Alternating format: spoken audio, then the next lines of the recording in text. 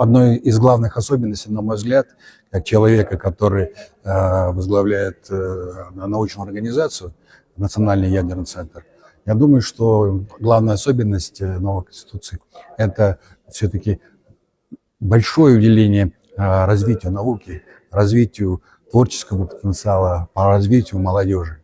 Для меня это весьма-весьма важно.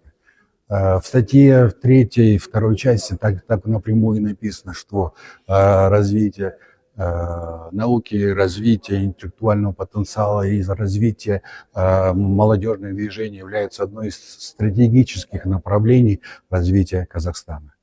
Поэтому считаю новую Конституцию, безусловно, поддерживаю, и надо ее поддержать. И всех призываю пойти на референдум и проголосовать за новую Конституцию, которая дает нам новый импульс, новые возможности для развития, в частности, науки, ну и вообще всего Казахстана.